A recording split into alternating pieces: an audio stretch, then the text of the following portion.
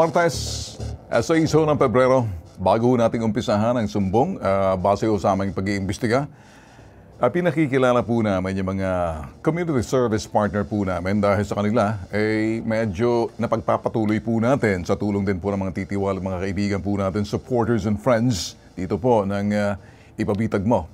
Panoorin kung sino sila. Katuwang ang Hotel Sogo sa serbisyong publiko, hatid ng hashtag Ipabitag Mo para sa ating mga kababayan. Libre, malinis at ligtas na accommodation ang hatid ng Hotel Sogo para sa mga nagrereklamo sa Bitag Action Center na hindi agarang makauwi sa kanilang mga probinsya. Maraming salamat, Hotel Sogo. So clean, so good. Ngayong 2024, inihahatid ng Max Mango Food and Refreshment Corporation ang Max Cafe. Libre mga iced coffee at iced choco para sa mga nagrereklamo sa Bitag Action Center. Salamat kay Miss Giselle Quiñones sa tiwala at pagsuporta sa advokasya ng hashtag Ipabitag Mo. Max Cafe. Taste the maximum amount of caffeine.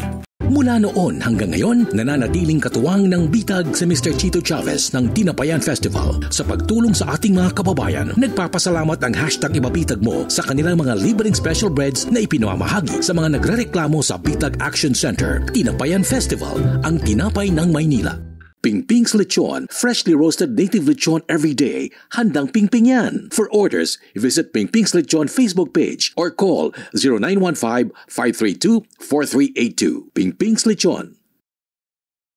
Bukas po ang aming tanggapan pagdating ho ng alas 8 ng umaga. Hanggang alas 2 lang po kami pagdating sa aming public service. Matatagpuan po kami ang aming building ay sa 102 Timog Avenue sa Quezon City. Ito bibigay lang po kami ng reminders po sa inyo. Hindi po namin pinatatagal yung mga tao sa labas dahil may mga karatig negosyo rin. Pakiusap lang po namin kaya pinapapasok agad namin po ang lahat. Anumang reklamo, sumbong, binibigyan po namin agarang aksyon at nag-iimbestiga po kami, may solusyon. Ang nag-iisang pambansang sumbungan, may tatak, tulong at serbisyo, tatak Bitag. Ako po si Ben Bitag Tulfo. Ito po yung tatak hashtag Ipabitag Mo. Ngayon sa pambansang sumbungan ni Ben Tulfo, hashtag Ipabitag Mo. Ginang, pinalaya sa sariling bahay, pati 82 years old na lola na adamay. Ipinadlock daw ng developer sa loob ng bahay. Ipagpapatuloy ang investigasyon sa Bitag. Inirereklamong subcon ng Kaliwa Dam Project, haharap na sa Bitag. Itinuturing cause of delay sa mga koleksyon, papangalanan daw nila. Mga reklamo at sumbong, pasisinungalingan daw. CEO ng Placer 8 haharap na sa Bitag. Update, Grab operator na tinangayan na sasakyan ng kanyang driver na isoli na kaya? Ang lahat ng yan, iimbestigahan at aaksyonan sa hashtag Ipabitag Mo. Pinalabas po natin ang sumbong ng isang OFW mula Cavite. Ang kanya raw nabiling unit sa developer SunTrust ikinandado ng walang kahit anumang notice o court order. Dito po ay panghaharas po to sa matandang nakulong din po sa loob ng bahay ng kinandado, 86 years old na lola. Kasama po yung 6 years old na bata. Ngayon, bago natin itutuloy yung investigasyon, balikan po muna natin yung nangyari kahapon. Maintindihan niyo po, ano? Tutukan niyo po to. Panoorin. Ano bang dahilan? Ba't binenta sa iba? Hindi ko po alam. Nagbigay po sila sa akin ng notice na pwede na ako lumipat 2018. Pero nagulat na lang po kung Sige, okay. Masalimuot mo yung problema nito. Ang sitwasyon po riyan, pinilit siya. Sabi po ng ating Kodigo Civil, Article 536 at Article 539, walang tao na nakatira sa isang lupa o bahay ang pwedeng paalisin ng walang kautusan ng hukuman. Maliwanag po yun. Ito pong pangalawa, yung Verona, nabayaran na niya. Pagkatapos ipinagbili pa sa iba, sabi yun po naman ay double sale. Tapa po. Ito sabihin niya. Artikulo 315. At nabalitaan ko po dyan, pati po yung anak na bata, 6 taon na, inaharas, kinunggan tulpo. Child abuse po yan, Republic Act 767, laban doon sa mga taong gumawa nito, kasama po yung pong mga nagputos niya sa kanilang kumpanya. Ipagpapatuloy po natin to. Kaya kayo, SunTrust, kung nakikinig kayo, you have the right to be heard. Get yourself ready. Ito po yung reklamong tinututukan po namin pag may manlalabis, panggigipit, pang-aabuso. Hindi naman sa ating lipunan, ay pasok po kami dyan sa hashtag Ipabitag Mo. Kasama natin live sa studio si Marie Cabrera at ang kanyang lolang 82 years old Ito po si Lola Elena Perez. Magandang umaga sa inyo. Magandang umaga po din po. Kumusta po kayo, Lola? Okay na po. Medyo, siyempre ngayon lang po ako nakaano dito sa studio ninyo. First time you sa TV. Aha. Okay, kumusta ka naman? Kinakabahan ka? Hindi mo naman. Okay ka lang? Ah, Ikaw naman, kumusta ka naman? Kayo, kasama kahapon nandito na kayo, okay? Kumusta kaya? Medyo ano pa rin po, tense po, tsaka stress. Napalabas natin kahapon, kumusta naman? May tawag ba sa inyo or anything? Or any update for that matter na pwede mo kaming i-update? Ano bang nangyari? Kanina po, tumawag po sila na may pumunta daw po na si Willie, yung guard ng Santras doon sa bahay nila dito ng anak ni Lola sa Buklod. So, hindi po namin tinanggap yung susi. Sinasabi ko po talaga, walang tatanggap.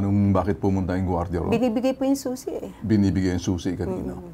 Kay sa asawa po ng anak ni Lola. So, doon sa bahay na yun. Bakit binibigay yung susi, kinandado, tapos ibibigay yung ipabitag nyo? Makinig kayo, Santras, ha? Makinig kayo, ha? Nang ipanabitag kayo, tsaka nyo bibigay yung susi, palululok ko sa inyo yung susi na yan, bigyan ko kayo ng tubig, eh. Batok-batukan ko sa batok ninyo para matikman ninyo kung anong katarantaduhan ginagawa ninyo. Imposibleng hindi nyo aram na may tao sa loob, 82 years old na lola, bata. Kinandado ninyo. Nakausap kahapon ng bitag staff ang SunTrust Head Office pero tumanggi silang magbigay ng pahayag. As usual, natatakot. Bakit? May ginawang kalokohan eh.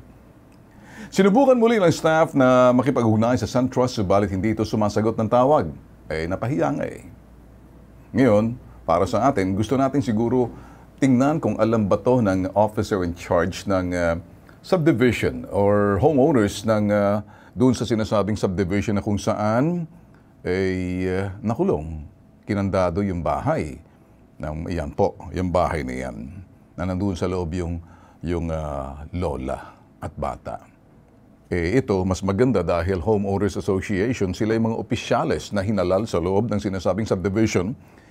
At ang bawat opisyal dyan may pananagutan sa mga hinalal na mga homeowners din para sila yung mga siwa at pamumuno sa loob ng sinasabing subdivision. Si Vivian Obina, siya po yung officer in charge, Homeowners Association ng Santa Rosa Hills Subdivision.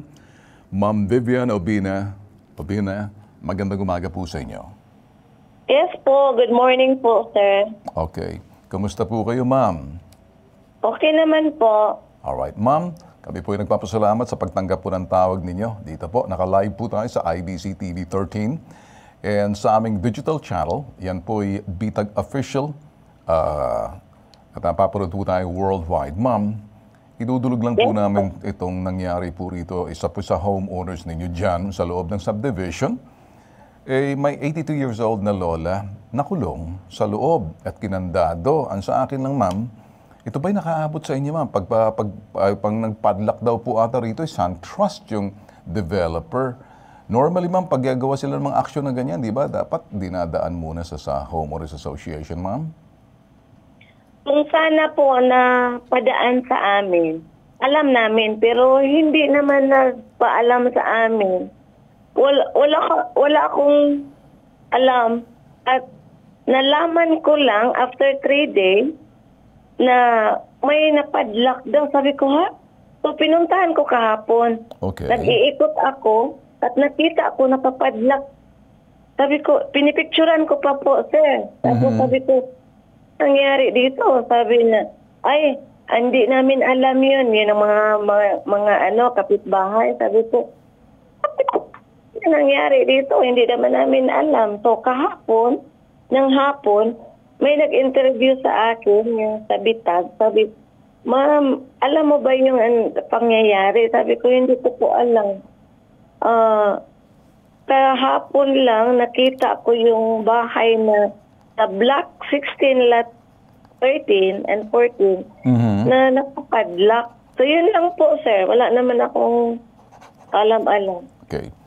Ako, ma'am, kung ang developer na to, kung sino man nasa likod nito, if they had the sense of decency and courtesy man lang sa Homeowners Association, Yes po. they would have notified you sana, ma'am, bilang respeto man lang. Yun. Respeto man lang kasi kayo po'y naninirahan dyan. Yes po. Kayo po'y officer in charge ng Homeowners Association. At lahat ng mga bagay na kapareho nito dapat dinadaan muna. Parang ito naman ay respeto lamang. Ay paalam sa inyo na may ipapadlock sila para kung ano man desisyon na gagawa ninyo. Kayo po'y unang nakaalam. Dito po, ano pong paglabag na nakita po ninyo dito na ginawa ng developer? Developer nga ba to? Or kung sino man lang pumasok sa loob ng subdivision, unless kung sasabihin niyo po na nasa ilalim po kayo ng developer pa rin, na pinangangasiwaan kayo, ano ba talagang estado po ng homeowners natin dyan sa loob ng Santa Rosa Hills Subdivision? Yun po lang. Lungkot. Ano po bang, kayo po ba'y hinalal? Ma'am, kayo po ba'y hinalal dyan sa subdivision na yan para parang mga tutaban lang ng Santras, or may sarili kayong paninindigan at meron kayong constitution and bylaws kung meron man kayong sinusunod bilang Homeowners Association, ma'am? Yes po, meron po kaming mga ganyan. Pero hindi namin alam kasi Ano pong gagawin ninyo ngayon na alam niyo na po, ma'am, na may paglabag ang ginawa yung Homeowners Association? Kayo ba'y titistigo at tatayo doon sa homeowners na... Sir, yun po lang, mag-a-assist po kami na ituro namin ang bahay. Ito po, tapos mag-a-assist po kami na kung kung may mga... May presidente po ba kayo dyan? Kayo po yung officer in charge? Natin po natin makakausap ang presidente. Dito ngayon, nasa Bicol po. Nasa Bicol. Kayo ba may mga legal officer sa loob ng homeowners ninyo? Po? Meron ba kayong legal officer pagdating sa mga legalidad na siyempre kapag rehistrado naman siguro po yung inyong Santa Rosa Hills Subdivision. Registered po ba kayo sa Securities and Exchange Commission? Kayo ba ay nangongolekta po ng mga homeowners fee? Yes po. Inaalaw niyo ba papasok na lang kahit sino tapos padlaki ng bahay na may bahay sa loob ng subdivision? Hindi po. Yung guard namin dito is sa Santras pa po kasi hindi pa nila na So, ito bang gwardiya na to, interviewin niyo, ma'am, kung bakit nila ginawa to sa utos ng Santras? Hindi na pag-aari ng Santras yan. Kung titingnan natin whether may kunting problema man lang sa finances, wala pong karapatan mag-padlock. Maliban na lamang kung may sheriff man, may court order, pwede mong ipadlock kasi kung hindi, yan po'y paglabag sa batas. At hindi lang po paglabag sa batas, trespassing na po sila. Di lang po dyan sa ginawa po nila. May panggigipit na rin, may harassment, may intimidation. So lahat po yan, tinuturo ko sa inyo para magalit po kayo, mabwisit kayo, at sulatan nitong Santras na to. Baka gawin ko tong Moontras na to eh. O ba, anong masasabi niyo, ma'am? Bakit pwedeng manawagan kayo sa Santras? Gusto niyo sabihin sa Santras? Kung sino man opisyalis ng Santras na kuminsan nakikipag-ugnayan sa inyo, ano pang gusto niyo sabihin sa kanila? Sana po nagpaalam po sila sa amin at kasi parang binabypass nila kami na may mga naman bilang respeto sana sa mga BOD dito. Ma'am, hindi naman kinakailangan na makiusap ko kayo. Ma'am, may karapatan po kayong sabihin sa kanila na wag na silang pumasok at wag na silang makialam pagdating sa mga ito'y buhay-buhay ng mga homeowners. Ngayon, para sa akin, ma'am, medyo hindi po tama ang ginawa po nila. Hindi po talaga tama, hindi tama ang ginawa nila. Paglabag po sa ito'y karapatan ng homeowners dyan na papasok ng developer at pagkatapos hindi na po sila nangangasiwa dyan, meron na po kayong, kumbaga, autonomy. At meron po kayong sinusunod na constitution and bylaws ng inyong association. Wala na pong kasakamay ng developer na utusan ng gwardiya ipadlock yung bahay ng homeowner dyan sa anumang kadahilanan. Dapat dinaan po sa inyo muna dahil homeowners naman siguro member tong ginawa sa inyo. Sa akin lang po, tumakbo po sa bitag. Tama po. So parang kulang po kayo sa kaalaman. Tama. Siguro makinig na lang kayo. Kakausapin. Ito, matalinong mayor to, si Alston Kevin Anarna. Mayor Anarna, magandang umaga po sa iyo, Mayor. Hi, good morning po. Good morning. Mayor, idudulog lang po namin bilang ama ng bayan. Magandang umaga sa iyo. Yes, ama ng bayan ng Silang Cavite. Mayor, morning po. Maraming salamat sa pagtanggap po ng tawag namin. Naka-live po tayo sa IBC TV 13, ganoon din sa aming YouTube channel, worldwide, nationwide, netwide. Idudulog namin, Mayor, pinadlock po yung 82-year-old na lola at 6 years old ng developer daw sa loob ng sinasabing subdivision ang Santa Rosa Hills na kitang-kita po. Kaya tumakbo po sa amin ang lola nakapadlock sa loob, nakulong. Pumasok daw po ang developer na SunTrust. Baluarte ninyo po ninyo to, Mayor Kumbaga, ano pong masasabi niyo, Mayor, dito? Actually, alam niyo po, bawal na bawal po yan. Lalo po yung pagpadlock. Ang pwede lang po kasi na magpaalis ay through court order po. Yes, Mayor. Korte po ang pwedeng magpaalis. Pero nagulat po ako na mismong yung mga gwardiya po ang nagpadlock kahit po alam po nila na bawal yung pong mga gawain na gano'n. Malaking kumpanya po ang SunTrust. Hindi ko po sigurado po kung bakit po nagawa po nila na ipadlock po yun. At marami na po silang mga subdivision. So siguro po alam na po nila po yan. Siguro, Ma'am Mayor, dito sa parting to, kung titingnan po natin ang mga gwardya, napag-utusan lang po to Kung meron pong legal office ang SunTrust, malaking developer to. Kung minsan pag malaki na, nawawala na po yung sinasabing tamang sistema, yung sinasabing protocol, procedures, kung minsan nalalabag nila yung batas. Na malaking katanungan po sa amin, Mayor, kung kayo po'y pwedeng manghimasok po rito dahil ang SunTrust po, yung Santa Rosa Hills, ay nasa baluarte po ninyo bilang Mayor. Kayo po ba bilang ama ng bayan pwedeng ipatawag po para alamin? At ang gwardiya mismo ay pwede nyo ipatawag kung sino man yon para sabihin ng gwardiya kung sino nag-utos sa kanila. At para matumbok po natin kung sino man nagbigay ng utos, may tutulong dyan. Hindi naman magagawa ng gwardiya ang pagpapadlock. Pwede pong masampahan ng kaso, tutulong po kami. Ilalapit po namin sa Department of Housing po to. Ay dito po sa parting to, sa inyo naman, ay siguro naman po, kahit na paano, I don't know kung kumukuha pa ng lisensya sa inyo, Business Permit and Licensing Office sa inyo, kung sold out na po ang SunTrust or mayroon pa silang binibenta, in short, meron pa rin po kayong say sa kanila, Mayor. Tell me exactly anong status ng SunTrust sa inyong city, Mayor. Actually, mamaya po ay pinatawag ko po yung pong agency po, tsaka po yung mismo pong representative po ng SunTrust. Mamaya po papunta po sila sa office Ayun. Tapos po, hindi ko lang po alam kung pwede rin po yung complainant.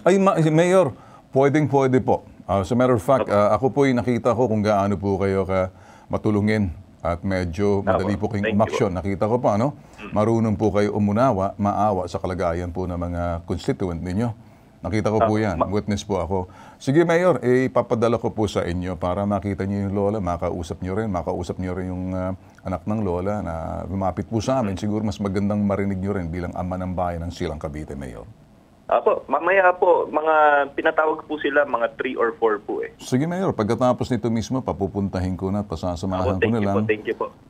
Bahala na po kayo, Mayor. Parang gusto ko lang makita, Mayor, na yung mensaheng ipapaabot nyo na hindi po ninyo siguro papayagan anumang mga ito'y panlalabes or oppression doon sa mga taong kuminsan aasa po sa inyo bilang ama ng bayan, ang Mayor, na hindi nyo po papayagan ganitong klaseng pang-aabuso, Mayor.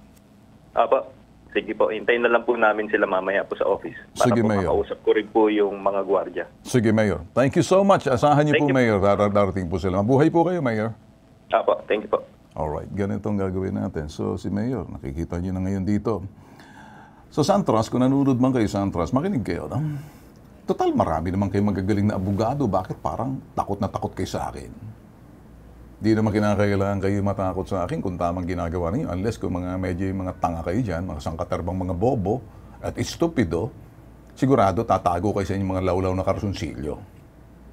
Santa Rosa Hills, sasabihin ko po sa inyo, andyan yung homeowners natin dyan. Pero parang medyo nakikita kong kahinaan ng homeowners, kaya ginagandang binabalahura. Andiyan ka ba, Vivian? Yes po.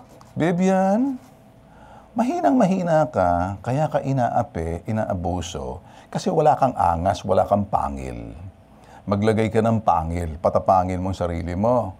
Hindi po pwedeng ikay sunod-sunuran lang at wala kang gagawin at magsasalita ka.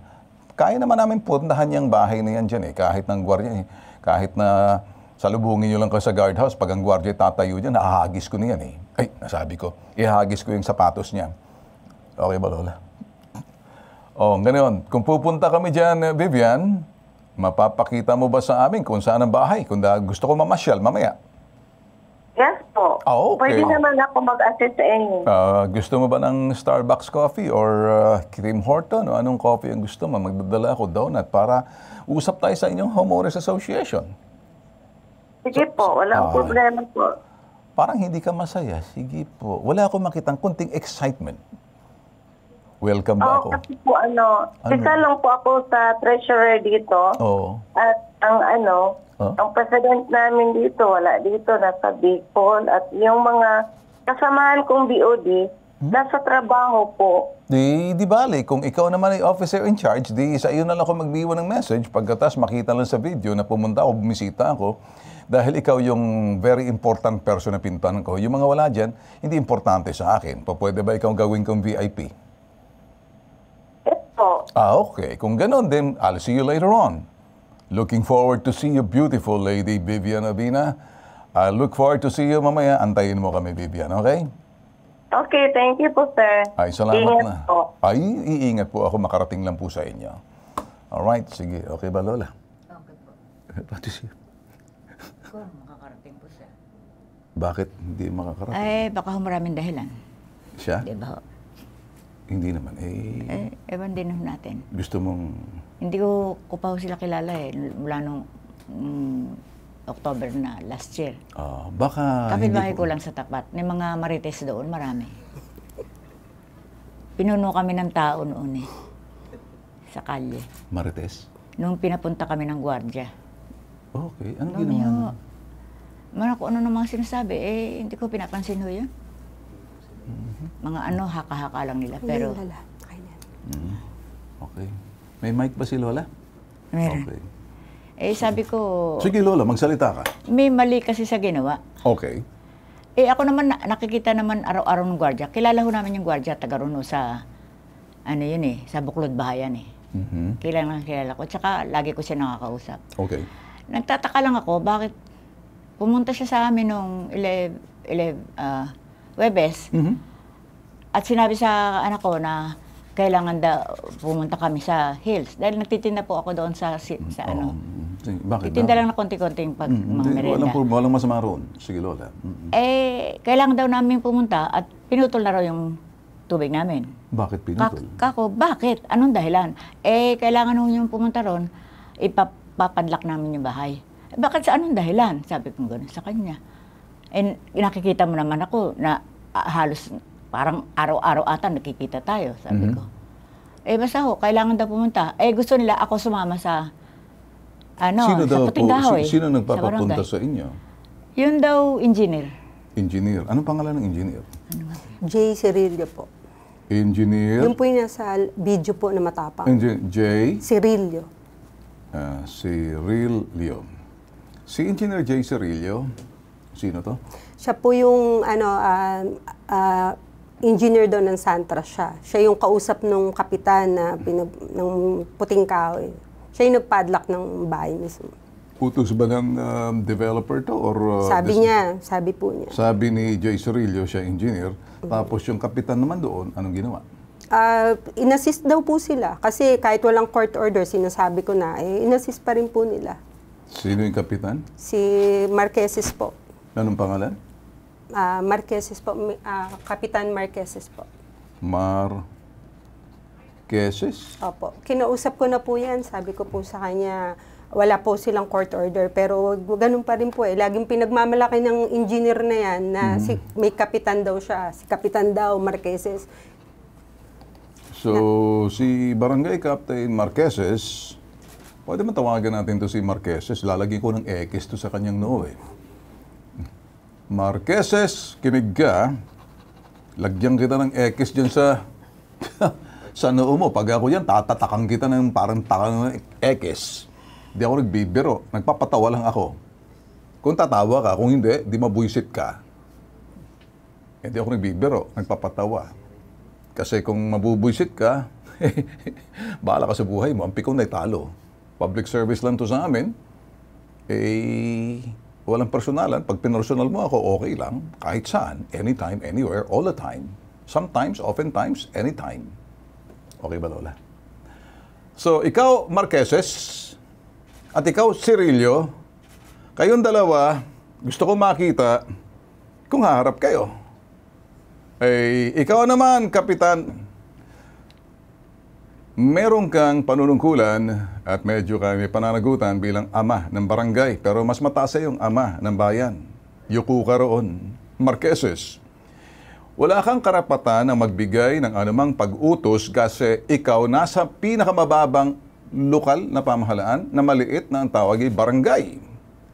Wala kang kapangyarihan na magbigay ng anumang permiso na ipadlock ang bahay. Kung didikdik ko sa makitid na kokote mo, baka lumalabis ka na, overreach ang tawag niyan, abuse of authority.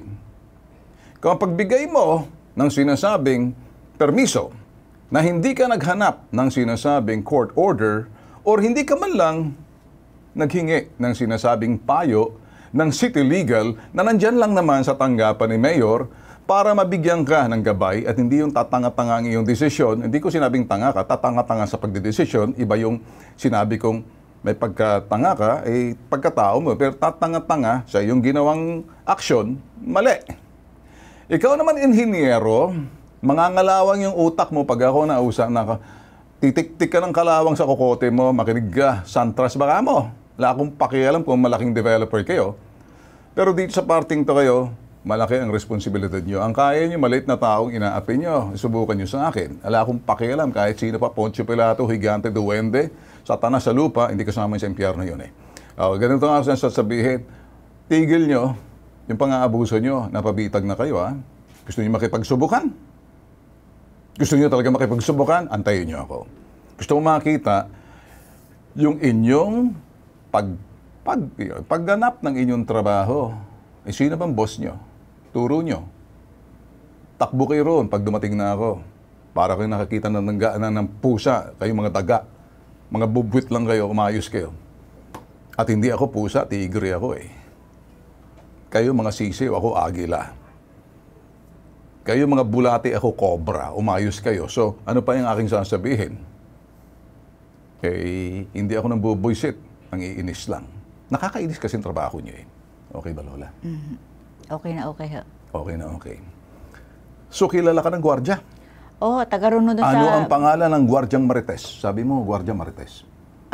Babae ba itong gwardya? Lalaki. Lalaki. Willie. Hindi siya Marites, Tolits. Willie.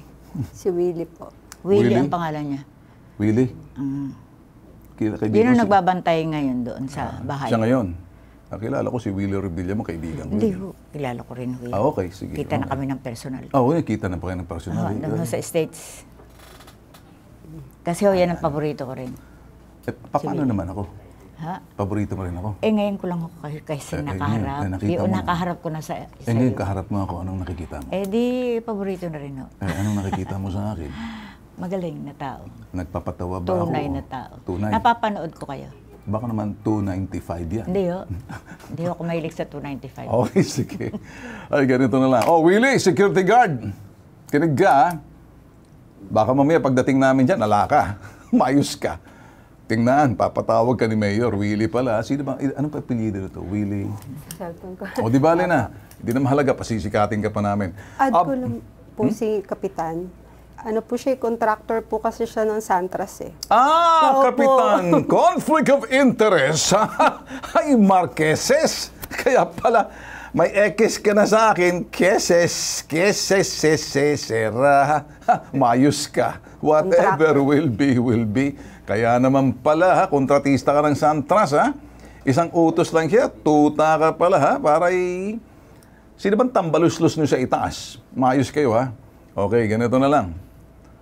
Abangan, hindi pa po tapos to. Exciting, interesting, incredible, invincible. Everything is possible. Maayos kayo. Hindi ako nagbibiro. Nagpapatawa lang. Balikan nyo to, tutukan nyo pa, babalikan po natin to eventually. Abangan nyo lang po to, ha? Hindi pa po tapos. Ito po nag-iisang pambansang sumbungan. Tulong at serbisyo, may tatak. Tatak Bitag. Ako po si Ben Bitag Tulfo. Iba po yung Tulfo, apelyido ko. Si Bitag po ako. Tatak. Hashtag ipabitag mo. Susunod! Inirereklamong subcon ng Kaliwa Dam Project haharap na sa bitag. Itinuturing cause of delay sa mga koleksyon, papangalanan daw nila. Ang sumbong iimbestigahan at aaksyonan sa hashtag ipabitag mo.